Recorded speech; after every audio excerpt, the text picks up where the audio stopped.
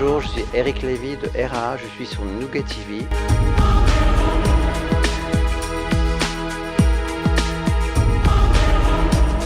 Le hasard a bien fait les choses, mais j'avais déjà en fait, si vous voulez, en tête de faire RA. Et le hasard a voulu que Jean-Marie Poiré, le réalisateur des Visiteurs, me propose le film à cette époque. Et donc du coup, j'en ai profité pour composer, disons entre guillemets, le premier titre d'RA.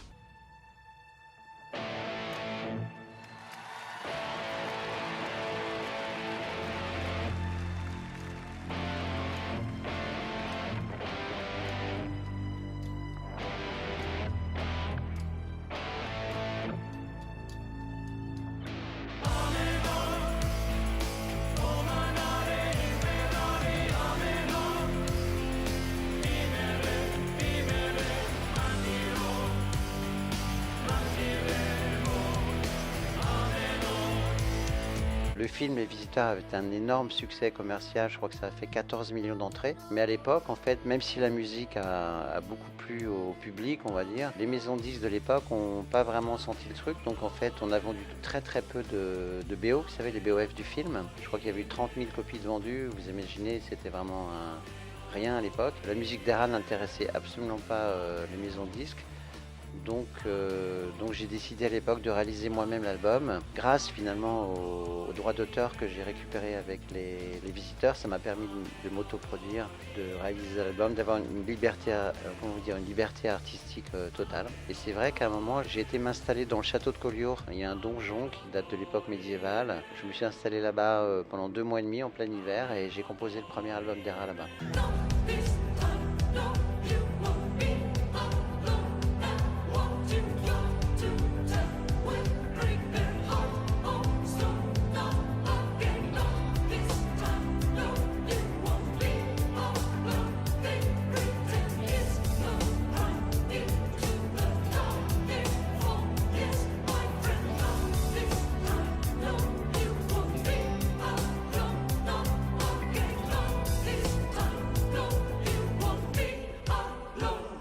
J'ai écrit l'album, si vous voulez, à Collioure et j'ai été enregistrer l'album à Londres au studio Abbey Road. J'avais un très très bon feeling sur l'album. Je pensais que j'allais vendre 500 000 albums et j'aurais été le bonheur absolu de vendre 500 000 albums. Et puis en fait 5 millions d'albums vendus sur le premier.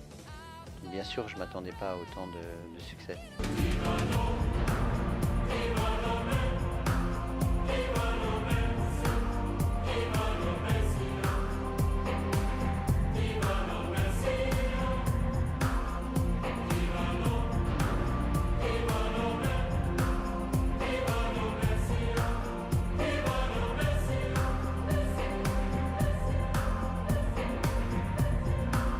L'univers d'Era, c'est aussi un peu, vous savez, ce qu'on appelle le médiéval heroic fantasy. Donc il faut l'époque du médiéval, il faut les mystères, ça va aussi bien de la légende du roi Arthur que l'histoire de Montségur, justement, vous savez, avec les cathares.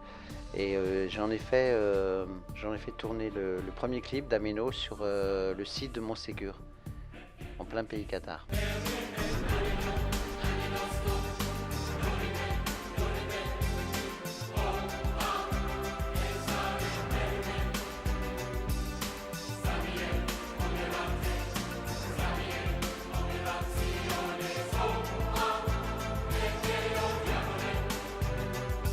Quand le premier album d'Era est sorti en 1997, cet univers de médiéval heroic fantasy était totalement absent de la télé, du cinéma. Donc du coup j'étais un peu isolé, c'était un peu comme un ovni. C'est pour ça que j'ai eu d'ailleurs beaucoup de mal à convaincre une maison de disques. Et finalement aujourd'hui ça a commencé avec Le Seigneur des Anneaux, au début des années 2000, jusqu'à Game of Thrones plus récemment. Et c'est vrai que tous ces immenses succès télé, cinématographiques, si vous voulez, ça crée une résonance globale sur le médiéval heroic fantasy et j'en fais partie. J'ai la chance en fait d'avoir un projet qui musicalement correspond à ces univers qui sont devenus aujourd'hui extrêmement populaires.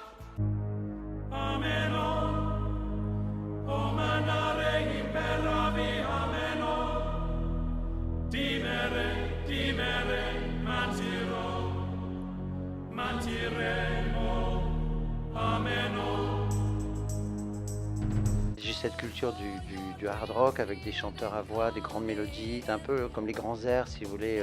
Il y a une passerelle finalement entre la musique classique et le métal symphonique et le hard rock. C'est finalement les grandes mélodies chantées par des chanteurs avec des très belles voix. De Robert Plant à Freddie Mercury, c'est un peu le dénominateur commun de ces musiques. C'est vrai que ça a toujours été mon univers dès le départ, donc je l'exprime de manière tout à fait différente, mais pour moi c'est la même source d'inspiration.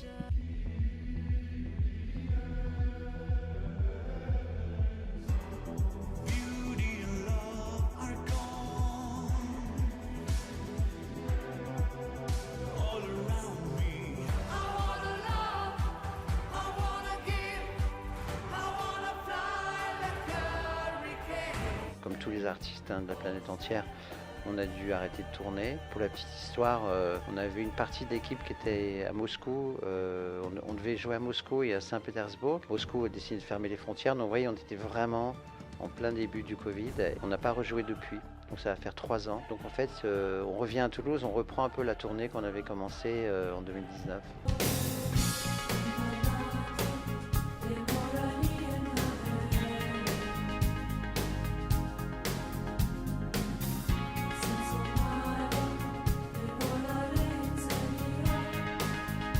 ERA sur scène, c'est 30 artistes, musiciens, chanteurs sur scène, avec des chanteurs issus du classique. Par exemple, j'ai un soprano, une ténor, j'ai 2 chanteurs qui viennent du métal symphonique, j'ai 16 choristes, on est aussi une dizaine de musiciens en plus des chanteurs. Voilà, on est 30 personnes sur scène. Ça nous permet par moment de faire beaucoup de bruit, voilà, avec des gros sons de guitare, des très belles voix. Et par moment, on est 8, par moment on est 4, par moment on est 22. Enfin voilà, c'est très varié. Ça ressemble je pourrais vous dire, à un opéra, pas un opéra rock, mais vraiment un opéra hard rock. Beaucoup de lumière, beaucoup d'émotions, j'espère, pour le public.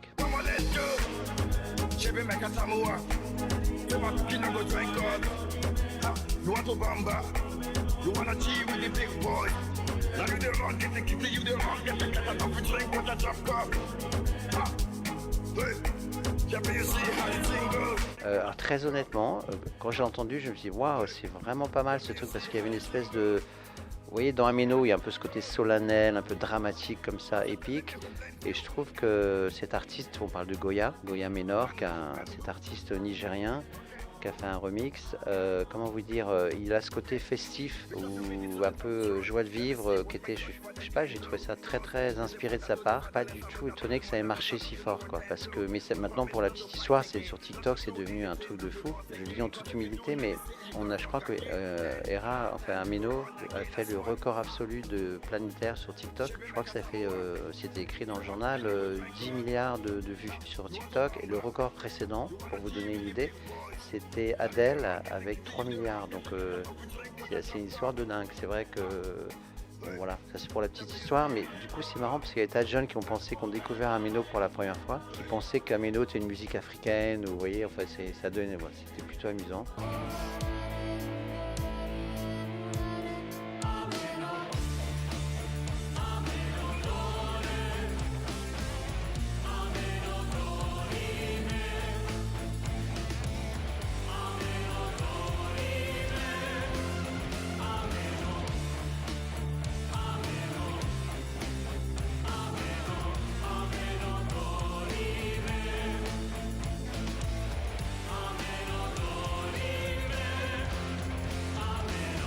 Bonjour, je suis Eric Lévy de ERA, je suis sur Nougat TV et je vous invite à venir nous voir jouer en concert le 18 décembre au Zénith de Toulouse.